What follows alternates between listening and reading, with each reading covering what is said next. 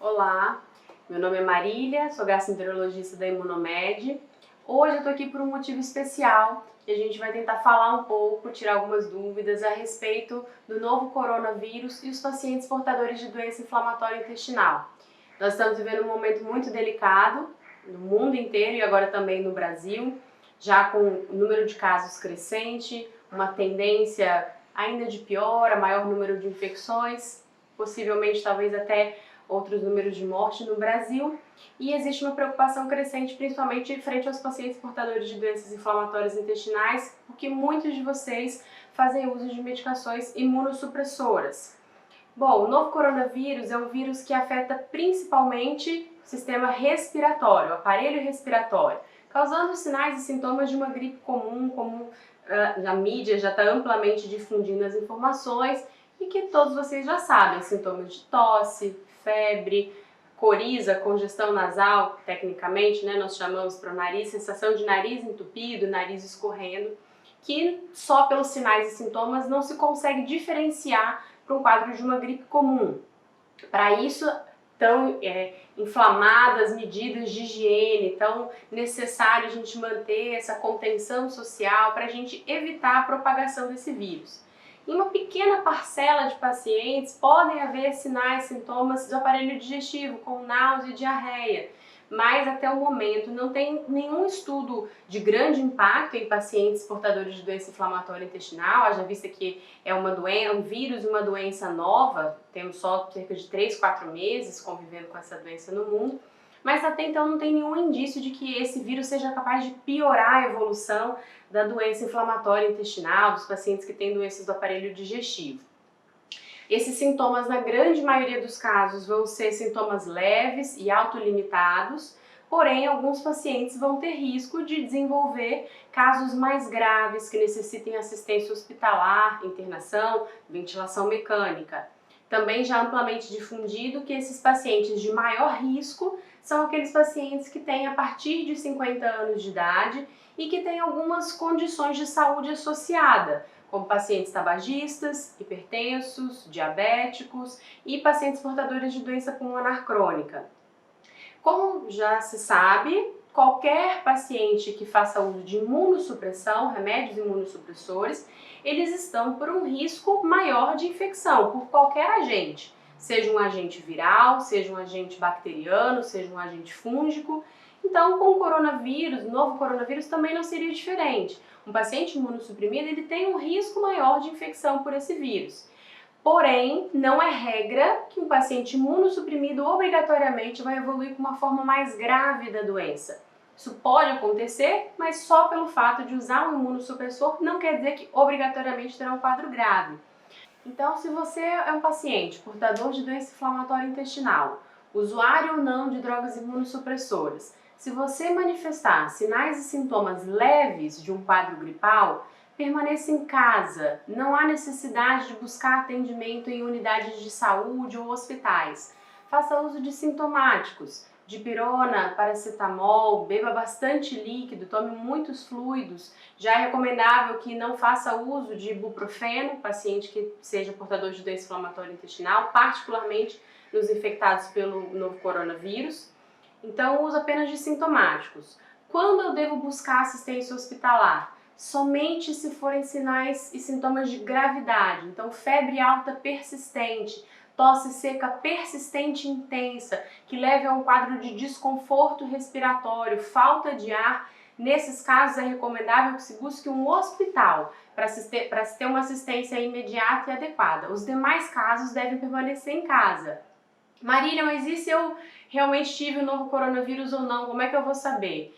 Gente, não é imprescindível saber se foi coronavírus ou não nos casos leves. Como não há tratamento específico para essa infecção viral, o tratamento ele é comum a todos. Se você fizer muita questão de fazer o teste, existem vários laboratórios hoje já fazendo teste domiciliar. Então, se você faz questão de fazer o teste, faça o teste domiciliar, mas volto a dizer, não é imprescindível a realização do teste nos casos leves.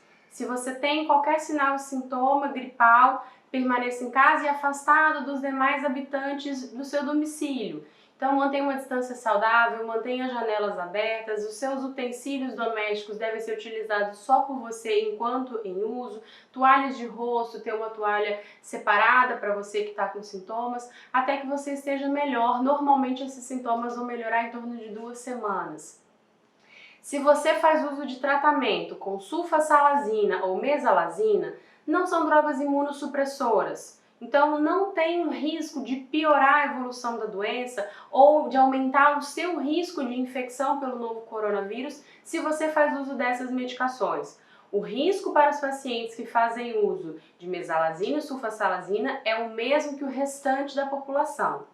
Agora, se você está em uso de corticoides como a prednisona, imunossupressores como azatioprina ou metotrexato e terapias biológicas como infliximab, adalimumab, certolizumab, vedolizumab, ustekinumab ou imunomoduladores como tofacitinib, também são drogas imunossupressoras que também podem aumentar o risco de um quadro infeccioso. Se você faz uso de alguma dessas medicações imunossupressoras e vier manifestar algum sinal e sintoma respiratório, não interrompa o uso da sua medicação por conta própria. Converse com o seu médico, faça contato com o seu médico assistente e ele vai orientar, frente ao seu quadro, se é recomendável ou não suspender a medicação ou se é mais seguro para você manter o tratamento. Lembrando, volto a dizer, os quadros leves, independente de você estar usando imunossupressor ou não, a tendência é melhorar espontaneamente desde que você mantenha os cuidados ideais. Caso venha manifestar algum sinal de gravidade, com necessidade de internação, os familiares devem fazer contato com o médico assistente e o médico assistente, junto à equipe que está atendendo esse paciente, vão determinar a necessidade ou não da interrupção dessas medicações. Se são pacientes em imunossupressão que encontram-se em remissão da sua doença, o seu médico vai avaliar a necessidade de uso de um corticoide, o desmame, a retirada do corticoide, se possível o espaçamento entre uma infusão e outra do medicamento, mas volto a dizer, nunca por conta própria, sempre por orientação do seu médico assistente. Lembrando que você fazer retirada dessas medicações por conta própria não necessariamente vai garantir uma boa evolução de um quadro respiratório viral e pode piorar a evolução da sua doença. Então, seguem os cuidados e orientação de higiene, já estão sendo implementadas agora no Espírito Santo medidas de contenção social. Então, a recomendação era que se você faz parte do grupo de risco ou se você é usuário de imunossupressores e é um professor, um profissional da área de saúde ou um profissional que lide com atendimento ao público em grande volume ou trabalha em áreas de grande aglomeração, com mais de 10 pessoas no mesmo ambiente, a recomendação era que você se afastasse, fosse redirecionado a um outro local de trabalho, não necessariamente isolamento domiciliar. Dado o avanço do quadro infeccioso no Brasil e também agora no Espírito Santo, medidas já foram implementadas, estão sendo implementadas de contenção. Muitos dos funcionários públicos estão sendo encaminhados para casa. Os profissionais autônomos, a recomendação que seja, se possível, trabalhar dentro de casa.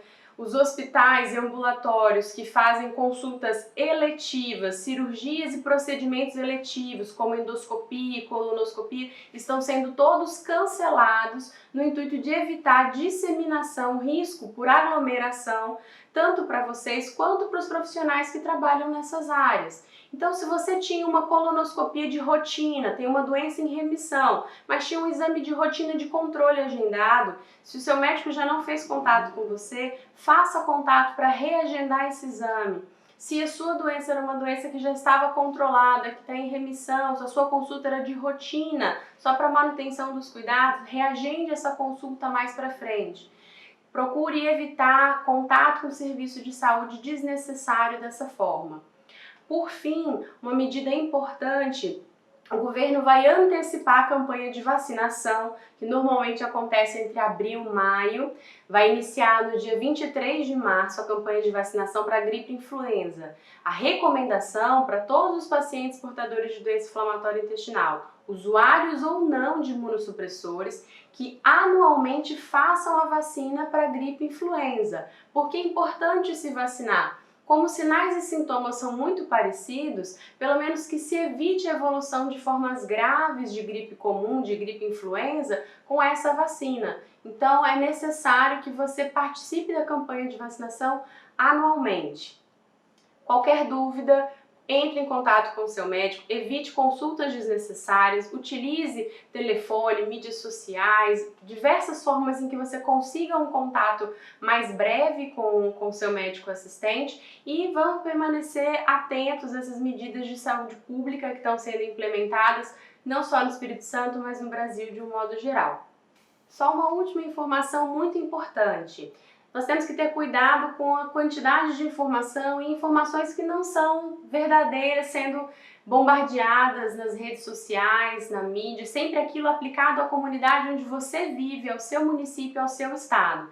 Então procure buscar informações em sites de segurança e confiança. Os principais sites recomendados seriam os sites do Ministério da Saúde, da Organização Mundial de Saúde e das sociedades médicas, que vêm atualizando com uma frequência alta a qualquer informação nova. Então, se você é paciente portador de doença inflamatória intestinal, o site do GEDIB, Grupo de Estudos em Doença Inflamatória Intestinal do Brasil, mantém orientações atualizadas tanto para profissionais de saúde quanto para pacientes portadores. Então, tenha atenção e cuidado com as suas informações. Tchau!